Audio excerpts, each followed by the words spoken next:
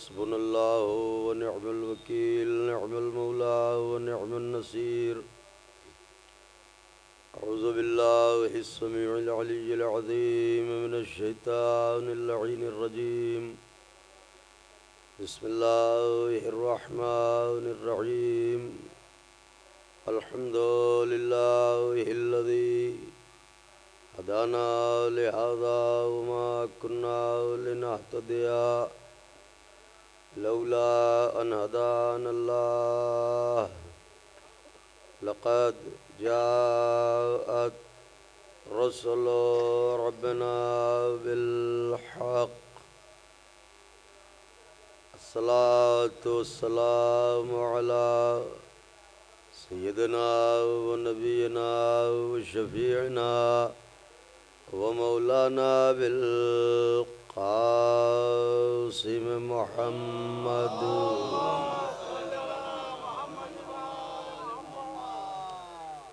وأهل بيته الطيبين الطاهرين المعصومين المظلومين المنتخبين الذين ذهب الله عنهم الرجس وطهرهم تطهيرا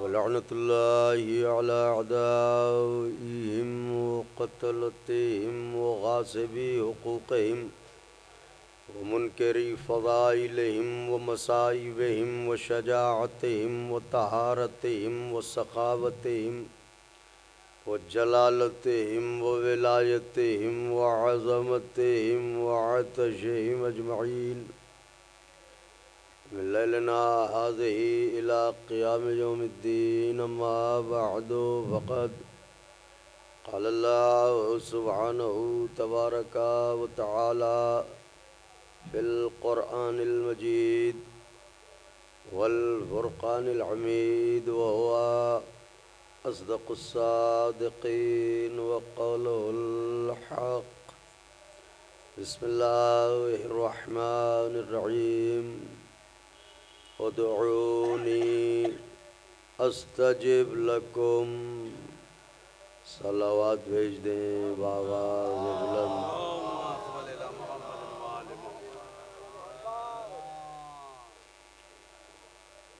بزرگان مذہب و ملت برادران ایمانی کرم ہے حضرات چہاردہ معصومین علیہم السلام کا اور خصوصی صدقہ ہے شہزادی کونین بنت جناب رسول الثقلین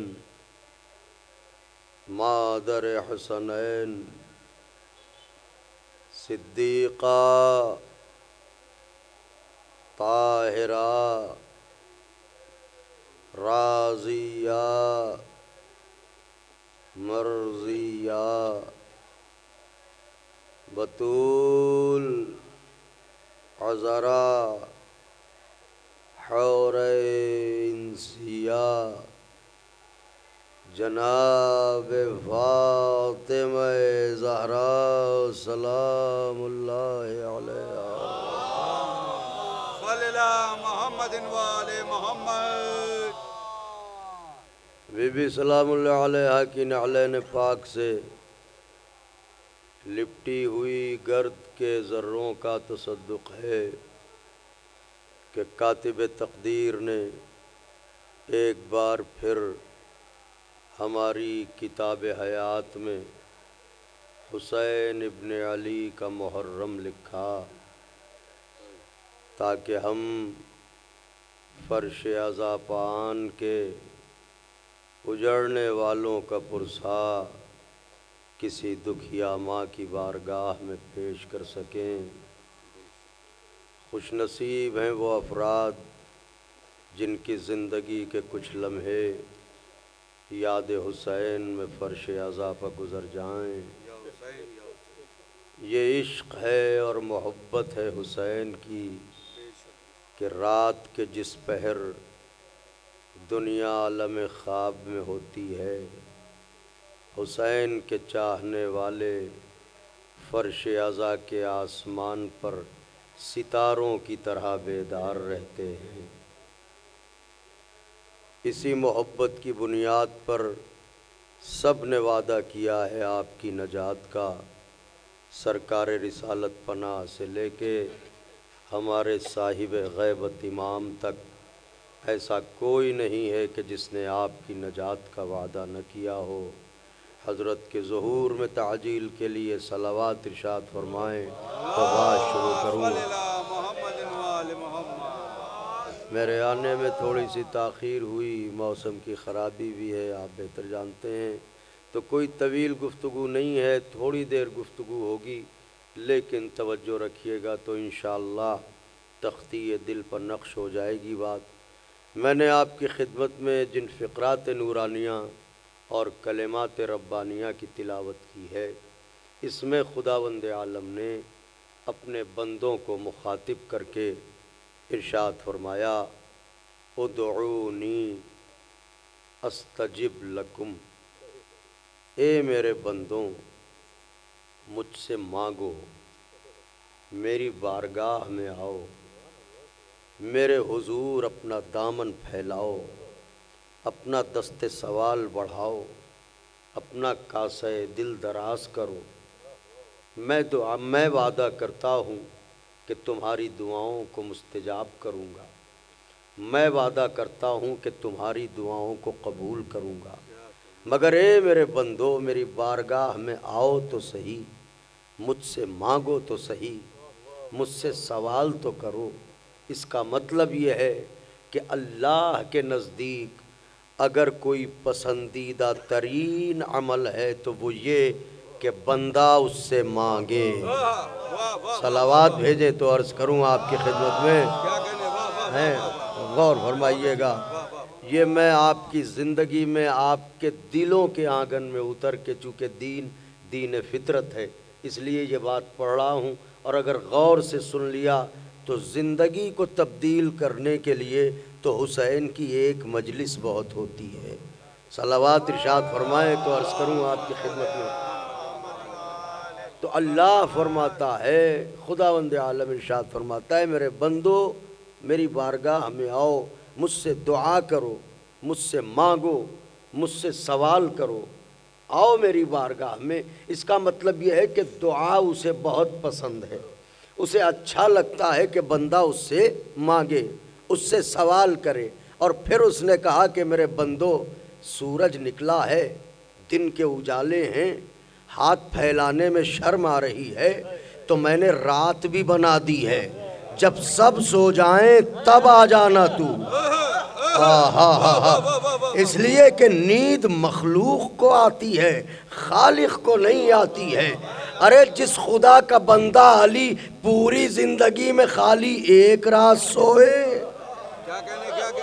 سبحان اللہ، یہی تو کہا لا تاخذہ سنۃ ولا نوم، اسے نہ نیند آتی ہے نہ اونگ آتی ہے۔ تو میرے بندے پردہ شب میں آ جانا، جب ساری کائنات سو رہی ہوگی تو میری بارگاہ میں آنا، میں تو دعائیں سننے کے لیے آمادہ ہوں، میں منتظر ہوں، میرے بندو آؤ تو صحیح۔ تو اب دعا یعنی بندے کا اس سے مانگنا یہ اسے بہت پسند ہے۔ اب یہ دعا کتنا پسند ہے بتاؤں آپ کو، اتنا پسند ہے کہ اگر کوئی شخص پوری رات سجدے میں گزار دے، مصلی پر عبادتیں کرتا رہے، اور اللہ سے پوری رات گزارنے کے درمیان دعا نہ کرے، کچھ مانگے نہ، تو اللہ فرشتوں سے کہتا ہے اس کی نمازیں اس کے منہ پر مار دو، اس نے مجھے اس قابل نہ سمجھا کہ کچھ مانگے۔ اللہ اکبر، اللہ اکبر، صلوات بھیجیں بآواز بلند، غور فرما رہے ہیں، اس نے مجھے اس قابل نہ سمجھا کہ یہ مجھ سے کچھ مانگے۔ اب آپ کی توجہ کے لیے ایک فقرہ کہہ دوں تو فرشتوں سے اللہ نے کہا اس کی نمازیں اس کے منہ پر مار دو، اس لیے کہ اس نے مجھ سے کچھ مانگا نہیں۔ اس کا مطلب یہ ہے کہ کائنات میں ایسے لوگ بھی پائے جاتے ہیں جن کی نمازیں ان کے منہ پر مار دی جاتی ہیں۔ ہائے ہائے سبحان اللہ، کائنات میں ایسے لوگ بھی پائے جاتے ہیں جن کی نمازیں ان کے منہ پر مار دی جاتی ہیں، اب یہ پتہ کیسے چلے کہ وہ کون ہیں جن کی نمازیں منہ پر مار دی جائیں؟ ایک اچھا خاصا شخص میں بیٹھا ہوا ہوں، اگر کوئی ادھر سے تماچا مارے میرا منہ ادھر ہو جائے گا، ادھر سے تماچا مارے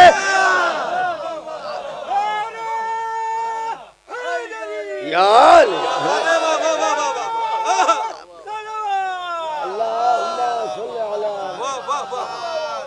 اس کا مطلب یہ ہے کہ ایسے لوگ اس کائنات میں پائے جاتے ہیں کہ جن کے منہ پر ان کی نمازیں تھوڑا سا اور قریب آ جائیں۔ آپ حضرات یا علی اللہم صلی علی محمد و آل محمد و عجل اللہم صلی علی۔ تو اب اللہ کہتا ہے کہ میرے بندو مجھ سے مانگو، مجھ سے سوال کرو، کیا لطف ہے، مجھ سے دعا کرو۔ دعا کہتے کسے ہیں؟ اپنی تقدیر کو سلام کریں۔ میں کچھ کہنے جا رہا ہوں اور اسے لکھ لیجئے گا، دل کی ڈائری میں لکھ لیجئے گا جو عرض کرنے جا رہا ہوں۔ اللہ کہہ رہا ہے میرے بندے مجھ سے دعا کر۔ یہ دعا ہے کیا؟ دعا کہتے کسے ہیں؟ دعا کہتے ہیں بات چیت کرنے کو۔ دعا کاہے کو کہتے ہیں؟ بات چیت کرنے کو۔ آپ کہیں گے دلیل؟ اس سے بڑی دلیل کیا ہوگی؟ آپ جب مصلی پر جاتے ہیں تو قنوت کو دعائے قنوت ہی تو کہتے ہیں۔ کیا بات ہے، کیا بات ہے، کیا بات ہے۔ ہاں سبحان اللہ، دعائے قنوت ہی تو کہتے ہیں اسے۔ تو اس میں کیا کہتے ہیں؟ بسم اللہ الرحمن الرحیم ربنا اغفر لی ولوالدی وللمؤمنین یوم یقوم الحساب، یہی تو پڑھتے ہیں آپ۔ اے پروردگارہ میری مغفرت کر دے، تو بات ہی تو کر رہے ہیں اس سے۔ میرے والدین کی مغفرت کر دے، بات ہی تو کر رہے ہیں اس سے۔ برادران مومنین کی مغفرت کر دے، بات ہی تو کر رہے ہیں اس سے۔ اس کا مطلب یہ ہے کہ دعا کہتے ہیں بات چیت کو۔ اللہ اپنے بندوں کو اتنا پسند کرتا ہے، وہ کہتا ہے میرے بندوں مجھ سے باتیں کرو۔ آپ نے غور ہی نہیں فرمایا میں کیا کہہ رہا ہوں؟ میرے بندوں مجھ سے باتیں کرو۔ بندہ اتنا پست ہے کہ وہ دنیا کے مٹ جانے والے منصب کے مالکوں سے دو لفظیں بولنے کے لیے زندگی بھر بیتاب رہتا ہے، اور جو کونین کا خالق ہے وہ کہہ رہا ہے آؤ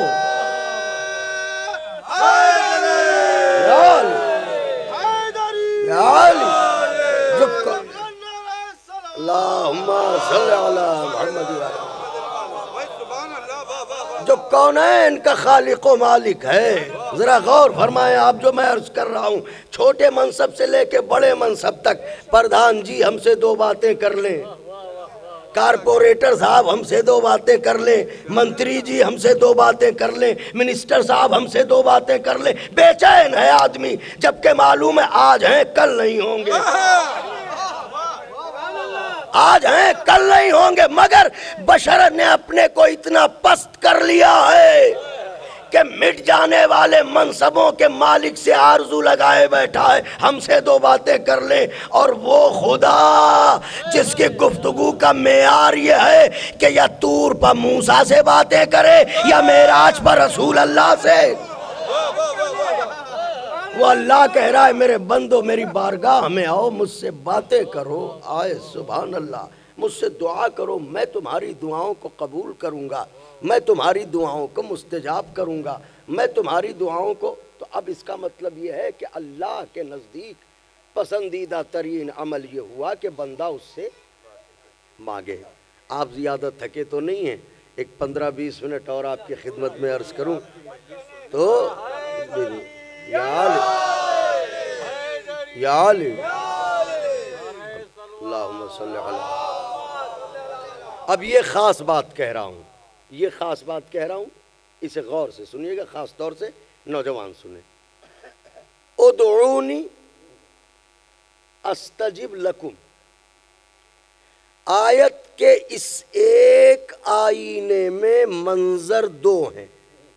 شعراء کرام توجہ کریں، آیت کا آئینہ ایک ہے شیشہ جس میں شکل دیکھی جاتی ہے، آیت کا آئینہ ایک ہے، منظر دو، تصویریں دو، عکس دو، چہرے دو، کیا کیا؟ ایک ہے حکم کا چہرہ، ایک ہے وعدے کا چہرہ۔ آیت کا آئینہ ایک، مگر چہرے اس آئینے میں دو، تصویریں دو، منظر دو۔ کون کون سے؟ ایک ہے حکم، ایک ہے وعدہ۔ حکم کیا ہے؟ میرے بندو مجھ سے مانگو، دعا کرو، یہ ہے حکم۔ وعدہ کیا ہے؟ میں قبول کروں گا۔ ہائے ہائے ہائے ہائے ہائے، تو میرے بندو مجھ سے مانگو، یہ ہے حکم، میں قبول کروں گا، یہ ہے وعدہ۔ یاد رہے، حکم بھی اسی کا ہے، وعدہ بھی اسی کا ہے۔ حکم بھی بندوں کے لیے، وعدہ بھی بندوں سے۔ تو کیا یہ ممکن ہے کہ بندہ اس کا حکم تو پورا کر دے، وہ اپنا وعدہ پورا نہ کرے؟ ہائے سبحان اللہ۔ ارے بھائی، محمد کا خدا ہے، کوئی محمد کا صحابی تھوڑی ہے جو وعدہ کر کے مکر جائے۔ ہائے ہائے ہائے ہائے، نعرہ حیدری،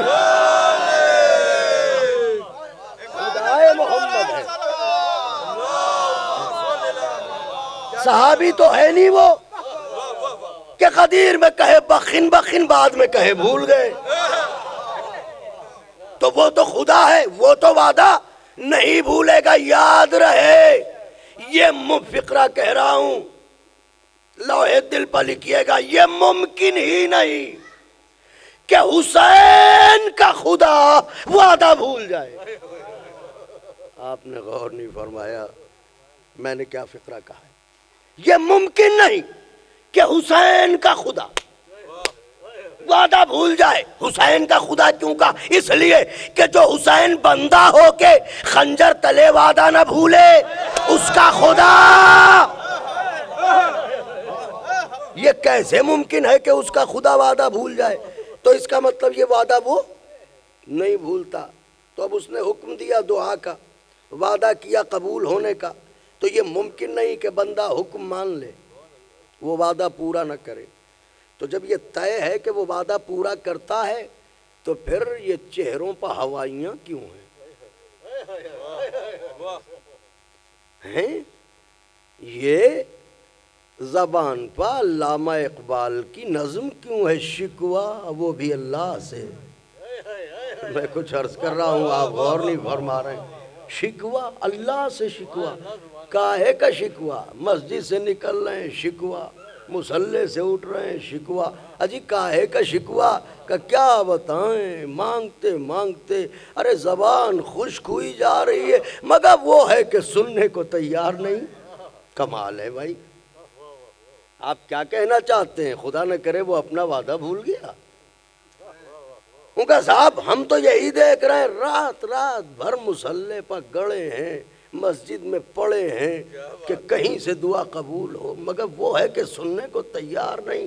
ہم نے سوچا شاید ہندوستان میں وہ انتظامات نہ ہوں، تو چلو مکے چلتے ہیں، وہاں تو اس کا گھر ہی ہے، وہاں چل کے دعا کریں گے، اس کے گھر کا چکر کاٹیں گے، طواف کریں گے۔ علی کے بغض میں طواف نہیں ہوتا، چکر ہی ہوتا ہے۔ ذرا غور فرمائیں۔ اور اللہ نے بھی کمال کیا، علی کے لیے جو دروازہ بنایا تھا اپنے گھر میں، دیوار ملا دی، نشان چھوڑ دیا۔ آئے ہائے ہائے، دیوار ملا دی، لکیر چھوڑ دی۔ لکیر کیوں چھوڑ رہا ہے معبود؟ کہ یہ لکیر ہی تو پہچان ہے۔ اللہ اکبر، یہ اکیلی لکیر ہے جس کی عداوت میں لوگ لکیر کے فقیر ہو گئے۔ صلوات بھیج دیں بابا۔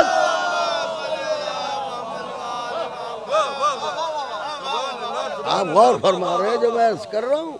تو گئے کعبے، گئے پیسے اکٹھا کیے، گئے لاکھوں روپے خرچ کیے، کوئی کعبہ آدمی فری میں تھوڑی پہنچتا ہے۔ لاکھوں روپے خرچ کیے، گئے مکے، اللہ کے گھر گئے، احرام باندھا، کیا عرض کروں، پھر کبھی انشاءاللہ تو گئے، طواف کیا۔ اب جو پلٹے تو ہم سمجھ رہے تھے کہ اب تو چہرہ گلاب ہوگا، اب تو بہاریں ہوں گی، اب جو دیکھا تو ویسے ہی مرجھائے چلے آ رہے ہیں۔ کیا ہوا حاجی؟ کہنے لگے جیسے گئے تھے ویسے ہی آ رہے ہیں، نہ یہاں اس نے کچھ سنی، ہائے ہائے ہائے سبحان اللہ، نہ وہاں اس نے کوئی بات سنی۔ کمال ہے، وہ تو کہہ رہا ہے تم دعا کرو ہم قبول کریں گے، تو پھر یہ شکوہ قبولیت کیوں؟ یاد رہے اگر دعا کرنے کے بعد بھی وہ قبول نہیں کر رہا ہے تو وہ اپنا وعدہ نہیں بھولا ہے، تمہیں سلیقہ دعا نہیں ہے۔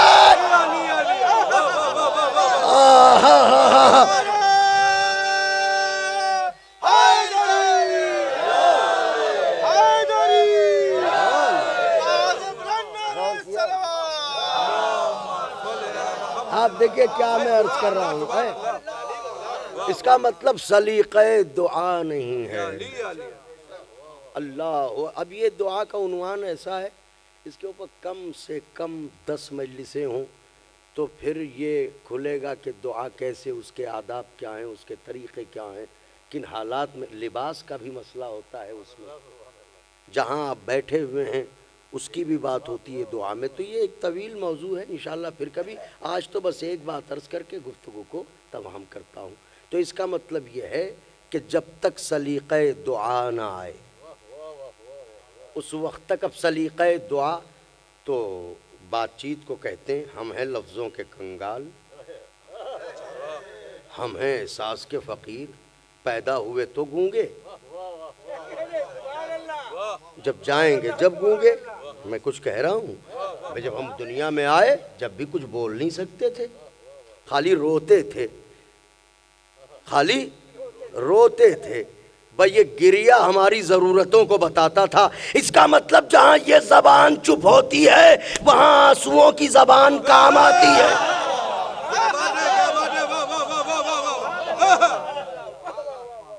اب سمجھے عزاداروں کو آنسوؤں سے کیوں پیار ہے؟ محشر میں زبانیں چپ ہو جائیں گی تو یہ آنسو بولے گا، تو ہماری تو یہ حیثیت ہے، تو اس سے باتیں کرنی ہے۔ دعا بات چیت کو کہتے، لفظیں نہیں، لہجہ نہیں، انداز نہیں، طریقہ نہیں، آداب نہیں، تو ہم کیسے اس سے باتیں کریں؟ اللہ سے بات کرنا کوئی کھیل تماشا ہے؟ میں کچھ کہہ رہا ہوں، اس سے بات کرنا کوئی کھیل تماشا ہے؟ تو اس سے بات کرنا، لہٰذا اب یہ اس کے عدل کا تقاضا ہے، اس کے کرم کا تقاضا ہے کہ اگر اس نے ہم سے یہ چاہا کہ ہم اس سے باتیں کریں، اس سے دعا کریں، تو یا تو لغت دعا ہمارے قلب پر وارد کرے، یا تو لغت دعا ہمارے قلب پر وارد کرے، یا پھر کچھ ایسے لوگوں کو بھیجے جو ہمیں سکھائیں۔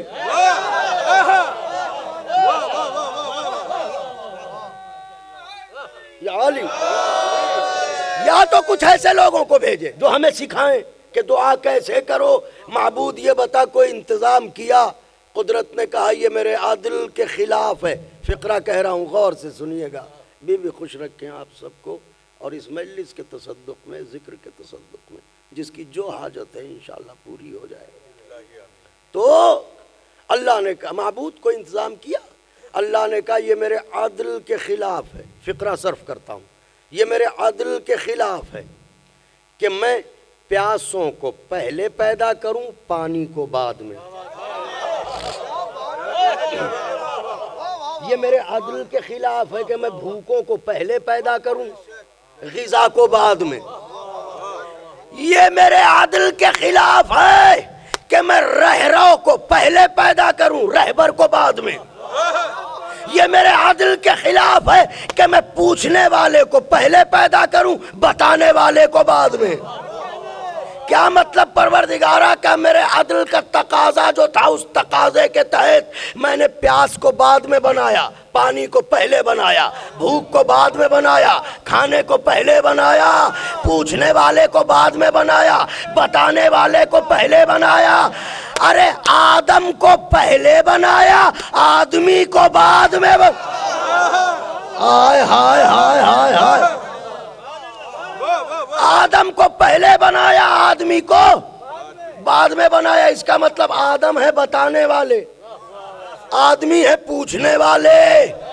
تو کیا آدم خالی بتانے والے ہیں؟ آدم کو بھی تو کبھی کچھ پوچھنا ہوگا۔ ہائے ہائے ہائے ہائے، آدم کو بھی تو کبھی کچھ پوچھنا ہوگا۔ اللہ نے کہا آدم کو جن سے پوچھنا ہے انہیں میں نے آدم سے بھی پہلے پیدا کیا۔ اللہ اکبر، صلوات بھیجیں بابا زبر۔ تو اس کا مطلب یہ ہے کہ بتانے والے پہلے، پوچھنے والے بعد میں، مسافر بعد میں، رستے پہلے، چلنے والے بعد میں، منزل پہلے۔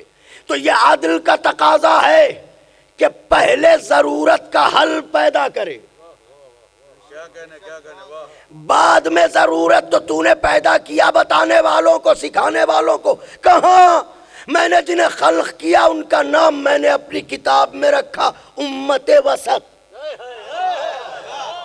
پڑھے لکھوں سے مخاطب ہوں اور نوجوان توجہ کریں، ان کا نام رکھا قرآن میں امت وسط۔ یہ امت وسط کیا ہے؟ اللہ نے کہا کہ تمہارے اور اپنے درمیان میں نے ایک مخلوق کو رکھا۔ اس مخلوق کا کام ہے کہ یہ تمہیں سکھائے، یہ تمہیں بتائے، یہ تمہیں پڑھائے۔ یہ ہے بیچ میں امت وسط۔ اسے میں نے خلق کیا تاکہ یہ تمہیں پڑھائے۔ مگر ایک بات یاد رکھنا، اس کی نورانیت کو دیکھ کے اسے خدا نہ کہہ دینا۔ ہائے ہائے ہائے ہائے، اس کی نورانیت کو دیکھ کے اسے خدا نہ کہہ دینا، اور اسے پیکر بشر میں دیکھ کے اپنا جیسا نہ کہہ دینا۔ ہائے ہائے ہائے ہائے اللہ۔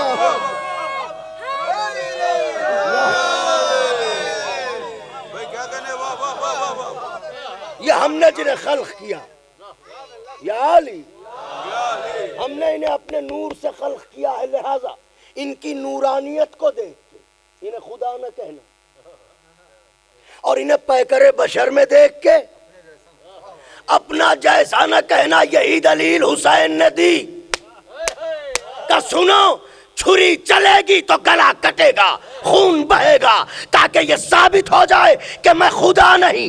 اور جب نیزے پہ جاؤں گا تو وہاں سے قرآن پڑھوں گا تاکہ یہ ثابت ہو جائے تم جیسا نہیں۔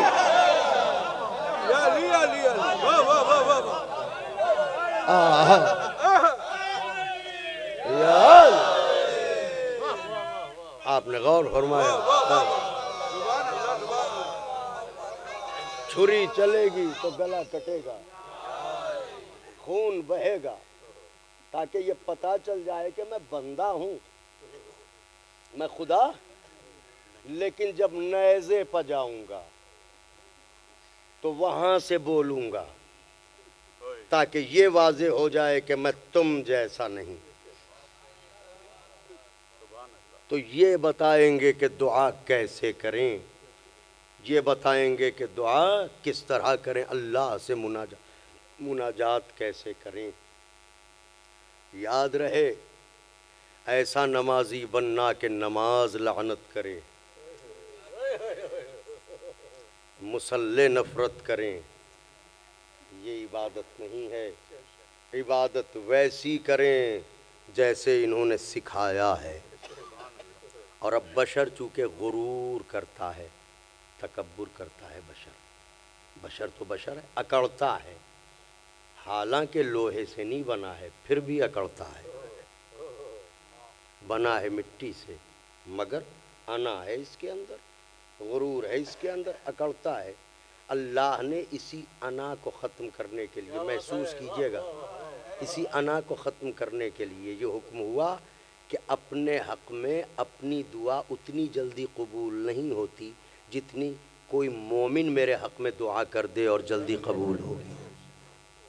اس لیے حکم یہ ہے کہ جب کوئی بندہ مومن ملے تو اس سے گزارش کرے کہ بھائی میرے حق میں دعا کیجئے۔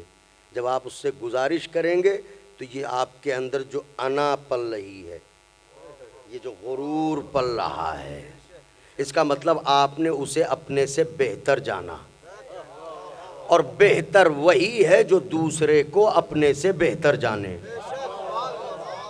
آپ نے غور کیا میں کیا کہہ رہا ہوں؟ بہتر وہی ہے جو دوسرے کو اپنے سے بہتر جانے، جو اپنے کو سپیریئر جانے وہ بہتر نہیں ہے، یہ مرض ہے، یہ بیماری ہے، اپنے کو سب سے بہتر جاننا۔ بہتر وہ ہے کہ جو دوسرے کو اپنے سے بہتر جانے۔ تو اب دعا لوگوں سے، مومنین کی دعا، بھائی کی دعا بھائی کے حق میں، باپ کی دعا بیٹے کے حق میں، یہ ساری دعائیں ہیں۔ یہ ماشاءاللہ گراف ایجنسی کے ذریعے یہ مجلس ریکارڈ ہو رہی ہے، یہ ہمارے برادران بیٹھے ہوئے ہیں۔ میں ایک بات کہہ رہا ہوں، اور جہاں تک بھی یہ آواز جائے گی مجھے یقین ہے کہ لوگ اس بات کی قدر ضرور کریں گے۔ اللہ نے انسانوں کو، چونکہ ہم انسان جو ہے وہ حیوان ناطق ہے، چوپائے جو ہیں وہ فقط حیوان ہیں، اور انسان ہے حیوان ناطق یعنی بولتا ہوا۔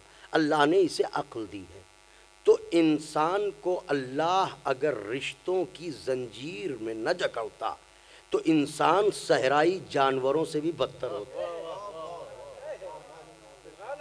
یہ جو رشتوں کی زنجیر اور اس پر محبت،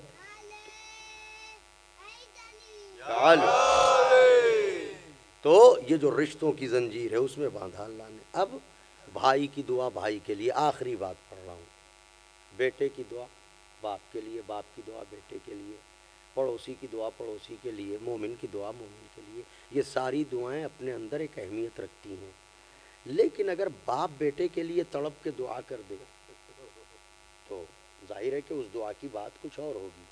لیکن یاد رہے، ان تمام رشتوں میں سب سے زیادہ بے لوث رشتہ جسے کہتے ہیں وہ ہے ماں کا رشتہ۔ ذرا غور سے سنیے گا، ماں کا رشتہ۔ دعاؤں کی کائنات میں ساری دعائیں ایک طرف، ماں کی دعا۔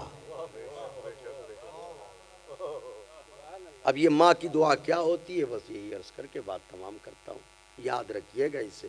اور آج کی مجلس کے بعد اگر کسی کے دل پر یہ بات نقش ہو گئی تو شاید میرے لیے بھی توشہ آخرت قرار پا جائے کہ ماں کی دعا۔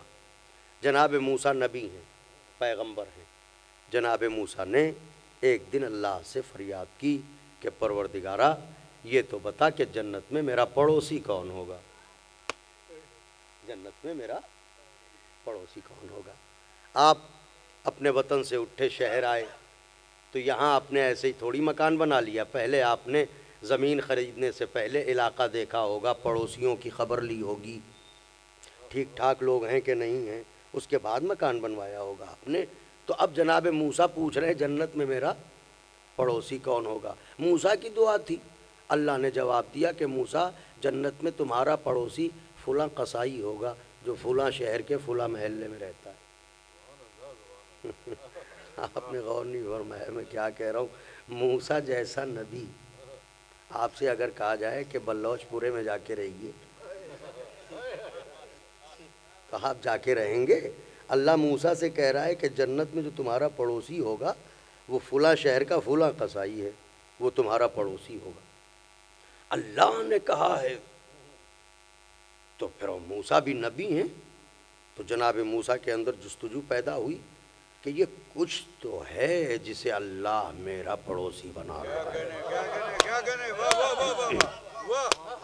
موسیٰ نے یہ نہیں کہا کہ پروردگارہ یہ کیا ہے میرے ساتھ، وہ کہاں رہ پائے گا، نہیں۔ نبیوں کے دل بڑے ہوتے ہیں، جانے کس کس کو بٹھائے رہتے ہیں۔ صلوات بھیجے بآواز بلند۔ آپ تو خالی ہنس کے ہمیں ٹال دیتے ہیں جب ہم کام کی بات کرتے ہیں، ایک اور صلوات بھیجیں بآواز بلند۔ تو جناب موسیٰ کو یہ جستجو ہوئی کہ چلیں دیکھیں کہ اس میں آخر ایسا کیا ہے کہ جو وہ جنت میں ہمہ پڑوسی بنے گا۔ تو جناب موسیٰ نے سفر کیا، اس شہر پہنچے، اس شہر میں پہنچنے کے بعد اس محلے میں پہنچے اور جا کے اسی دکان کے ٹھیک سامنے کھڑے ہو گئے۔ اب وہ تو جانتا نہیں کہ یہ نبی ہیں، کلمہ پڑھتا ہے ان کا مگر پہچانتا نہیں کہ یہی موسیٰ ہیں۔ یہ صبح سے شام تک کھڑے رہے اس کی دکان کے سامنے، اسے دیکھتے رہے یہ کرتا کیا ہے۔ تو ایسا کوئی عمل انہیں نظر نہیں آیا کہ جس سے یہ مان لیں کہ یہ ہمہ پڑوسی بننے کے قابل ہے۔ مثلا صحیح ناپ تول تو یہ بہت سے لوگ کرتے ہیں، لیکن موسیٰ نے دن بھر میں یہ دیکھا کہ یہ تھوڑی تھوڑی دیر کے بعد، جیسے گھنٹے، 1.5 گھنٹے، 2 گھنٹے کے بعد یہ اٹھتا ہے اور دوڑ کے کہیں جاتا ہے اور تھوڑی دیر کے بعد واپس آتا ہے۔ شام ہوئی، اس نے دکان بند کی، شٹر گرایا اپنا اور جانے لگا تو موسیٰ آگے بڑھے، سلام کیا۔ اس نے جواب دیا، کہا مسافر ہو؟ کہا ہاں، مہمان بناؤ گے مجھے؟ کہا بھائی میں غریب آدمی ہوں، تواضع اور خاطر تو نہیں کر سکتا میں، میرے یہاں جو بھی روکھی سوکھی ہے اگر اس پر گزارا کر سکتے ہو تو چلو میرے ساتھ، چلو۔ اپنے گھر لے کے گیا تو بٹھایا اور اس کے بعد دسترخوان چنا اور چن کے کہنے لگا کہ اب آپ کھانا کھائیے، میں ابھی آتا ہوں۔ جناب موسیٰ نے اس سے پوچھا تمہارے بچے وغیرہ کہاں ہیں؟ تو اس نے کہا کہ کیا پوچھتے ہو مسافر، اجنبی کیا پوچھتے ہو؟ اصل میں میری ایک بوڑھی ماں ہے، میں اس کی خدمت کرتا ہوں، تو میں نے شادی صرف اس خیال سے اب تک نہیں کی کہ پتہ نہیں کس مزاج کی خاتون مل جائے تو ایسا نہ ہو کہ میں اللہ کی بارگاہ میں شرمندہ ہو جاؤں اور ماں کی خدمت نہ کر سکوں۔ تو تم ایسا کرو کہ تم کھانا کھاؤ، میں جا رہا ہوں، میری ماں بہت بوڑھی ہے، خود سے نہیں کھا پاتی ہو، میں پہلے لقمہ چباتا ہوں پھر اسے کھلاتا ہوں، اور جب اسے کھلا لیتا ہوں تب جو کچھ خدا نے دیا ہے ہم اسے کھا لیتے ہیں۔ تو جناب موسیٰ دسترخوان پر بیٹھے ہوئے ہیں، اس کے انتظار میں کہ یہ آ جائے تو کھانا شروع کریں۔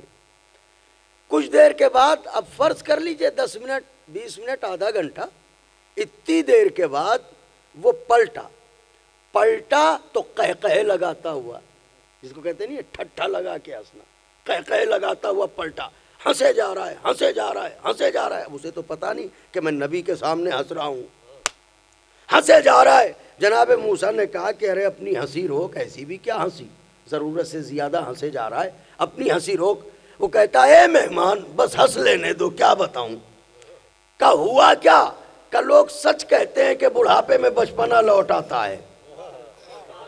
کہ کچھ بتائے گا ہوا کیا؟ کہ میری ماں اتنی بوڑھی ہو گئی، ایسی ایسی دعائیں کرتی ہے کہ سن کے ہنسی آتی ہے۔ کہ کیسی دعا؟ کہ میں لقمہ کھلا رہا تھا، ادھر وہ دعائیں کرتی جا رہی تھی، اے اللہ میرا بچہ مجھے بہت چاہتا ہے، اسے جنت میں موسیٰ کا پڑوسی بنا دینا۔ ہائے ہائے ہائے ہائے ہائے ہائے، صلوات بھیجیں بابا آزم۔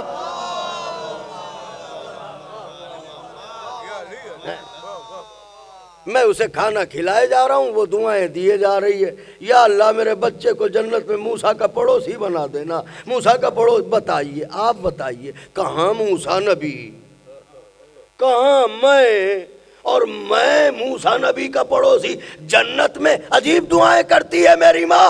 جناب موسیٰ اٹھ کے کھڑے ہوئے اور کہا مبارک ہو تجھے، دعا تیری ماں کی قبول ہو گئی۔ کہ تمہیں کیسے پتا کہ میں وہی موسیٰ تو ہوں جس کا تجھے پڑوسی ہونا ہے؟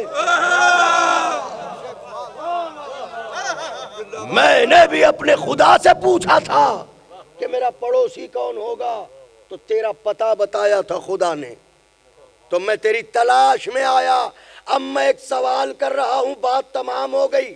دیکھیے یہ پیشے سے قصائی، اس کی ماں کی دعا اس کے حق میں قبول ہوئی، ظاہر ہے کہ جس کے حق میں دعائیں کر رہی ہے وہ بھی معصوم نہیں ہے، جو ماں دعا کر رہی ہے وہ بھی معصومہ نہیں ہے۔ ایک عام ماں کی دعا بیٹے کو جنت میں نبی کا پڑوسی بنا دے، اور حسین کی ماں کی دعا عزاداروں کو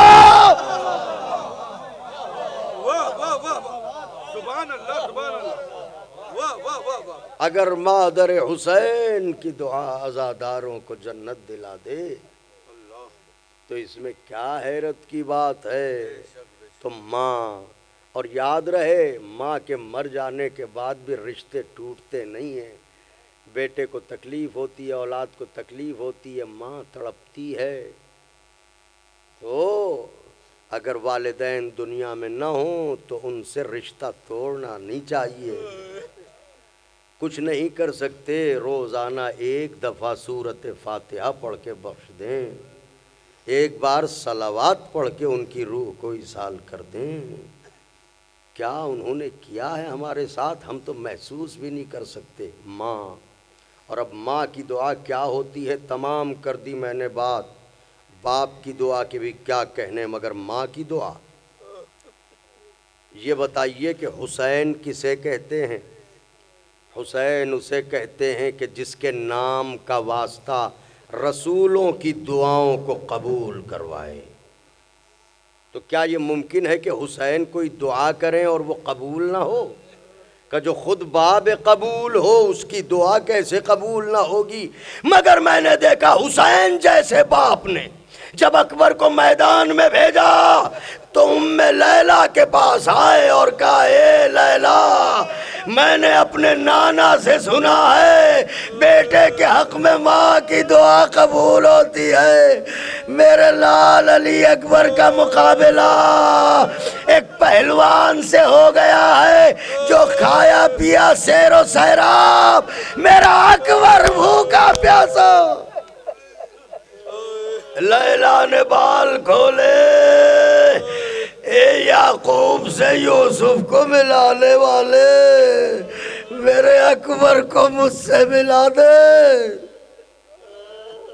بلند ہو گئیں آوازیں، تیار ہو گئے رونے کے لیے۔ ماں اگر زندہ ہو اس کے پاؤں دھو کے پیو، چھوڑ دو خیال دنیا نوجوانوں۔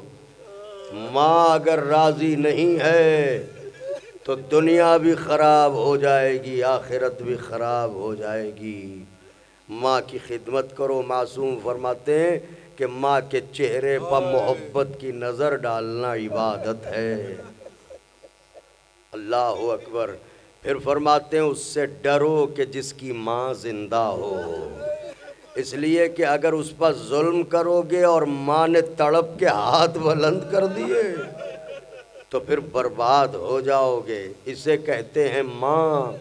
اللہ اکبر۔ بتاؤں ماں کیا ہوتی ہے؟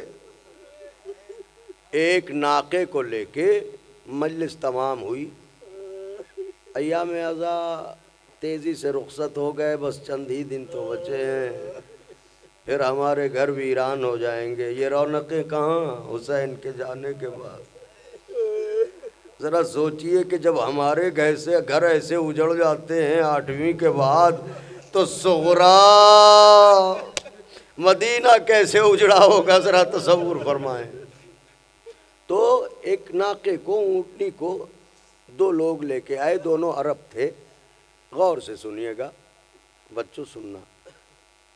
دونوں کہہ رہے تھے، وہ کہتا تھا کہ اونٹنی میری ہے، وہ کہتا تھا میری ہے۔ تو اونٹنی ایک، دعوے دار 2۔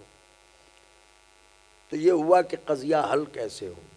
تو جو اصل مالک تھا اس نے کہا، یا رسول اللہ، اس سے کہیے کہ اونٹ کو نہر کرے اور اس کے بعد اس کا دل نکالے۔ اگر اس کے دل میں 2 سوراخ ہوں تو اونٹنی میری ہے، سوراخ نہ ہوں تو اونٹنی اس کی ہے، میں اسے قیمت دے دوں گا۔ رسول خدا نے کہا، ٹھیک ہے، تو راضی ہے؟ اس نے کہا ہاں۔ اونٹنی کو نہر کیا گیا، اس کا دل نکالا گیا، دیکھا تو اس میں 2 سوراخ تھے دل کے اندر۔ رسول خدا نے پوچھا، یہ دل تو سینے کے اندر ہوتا ہے، تجھے کیسے خبر کہ اس میں 2 سوراخ ہیں؟ اس نے کہا، یا رسول اللہ، میں نے اس کی نظروں کے سامنے اس کے 2 بچے ذبح کیے، ارے حیوان ہے مگر بچہ سامنے مارا جائے کلیجے میں سوراخ ہو جاتا ہے. ہائے لیلا، ہائے رباب، ہائے زینب. اجرکم علی اللہ. تڑپ کے روئے، بلند آوازیں ہو گئیں. خدا کسی غم میں نہ رلائے سوائے غم مظلوم کربلا کے. ماں اللہ اکبر. بس ایک آخری روایت، مجلس تمام ہو گئی. خدا اس سزا کو قبول فرمائے اور ہمارے برادران کی توفیقات میں اضافہ فرمائے. تمام شرکائے مجلس کی توفیقات میں اضافہ ہو. تو ماں میں کیسے پڑھوں، میرا دم گھٹ رہا ہے. حسین علیہ السلام کی دکھیا ماں جانتی ہے کہ میرے دل پر کیا گزر رہی ہے. میں جو روایت پڑھنے جا رہا ہوں، غم دنیا والوں کوئی ایسا ستم تم نے چھوڑا ہے جو ان پر نہ کیا ہو، اور اب پوچھ رہے ہو کہ ہم روتے کیوں ہیں؟ پسلیاں تم نے توڑی،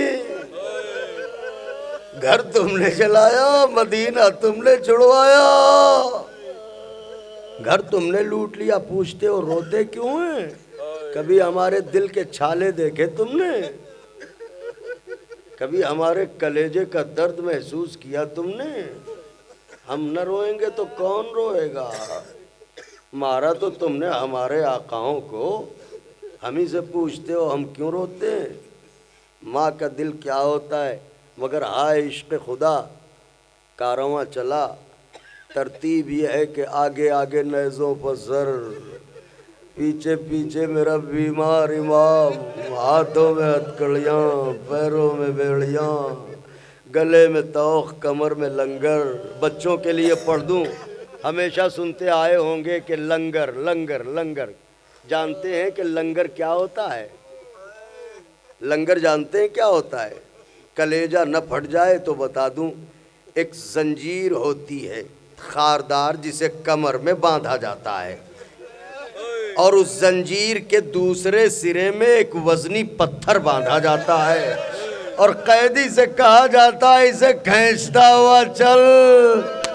ہائے میرا بیمار امام، ہائے سید سجاد. آوازوں کو دبا کے نہ رویا کرے، جب رونا آیا کرے ایسے چلا کے رویا کرے جیسے ہمارا کوئی مر گیا ہو. اجرکم علی اللہ. اور میرے آقا کے پیچھے بے کجاوہ اونٹوں پر، نوجوانوں دیکھو یہ ایسا دور ہے کہ غور کرو، فکر کرو. بے کجاوہ اونٹوں پر ہمیشہ آپ سنتے ہیں کہ بیویاں بیٹھی تھیں. ایسے سمجھ میں نہیں آئے گا. کبھی کسی اونٹ کی پشت کو غور سے دیکھو، جب اس پر کجاوہ نہ ہو تب اسے کبھی غور سے دیکھو، پھر سوچو کہ بیویوں پر کیا گزری ہوگی. اس طرح یہ کارواں چلا. رستے میں گاؤں تھا کوئی، تو گاؤں سے کچھ عورتیں کھیتوں پر آئی تھیں. ان میں ایک بوڑھی عورت بھی تھی. کربلا کی جانب سے غبار اٹھا. غبار کا اٹھنا کسی قافلے کے آنے کی خبر دیتا تھا. تو عورتیں رک گئیں. غبار صاف ہوا، کارواں نمودار ہوا. عورتوں نے دیکھا، بے چین ہو گئیں. عجب شان کا کارواں ہے، یہ تو آگے آگے نیزوں پر سر آ رہے ہیں. اس کے پیچھے ایک قیدی ہے جس سے چلا نہیں جا رہا ہے، عالم رکوع میں چل رہا ہے. اس کے پیچھے اونٹوں پر کچھ بے ردہ بیویاں رسیوں سے بندھی ہوئی. عورتیں اور قریب آئیں، کارواں اور قریب آیا. نیزوں پر رکھے ہوئے سر گزرنے لگے. ایک سر، دوسرا سر، تیسرا سر. عورتیں دانتوں تلے انگلیاں دبائے رہیں. انہی سروں میں ایک گیسوں والا سر خاک و خون میں ڈوبا، مگر 14ویں کے چاند کی طرح روشن.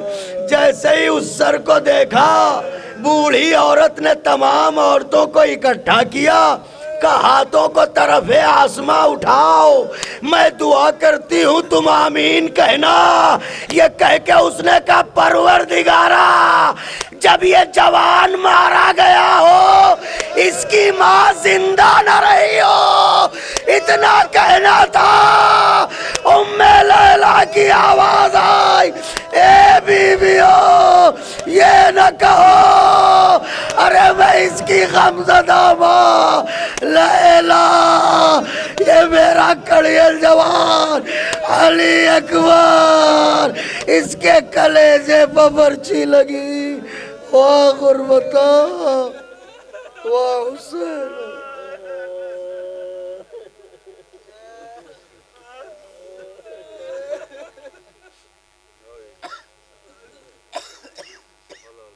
ألا لعنة الله على القوم الظالمين وسيعلم الذين ظلموا أي منقلب ينقلبون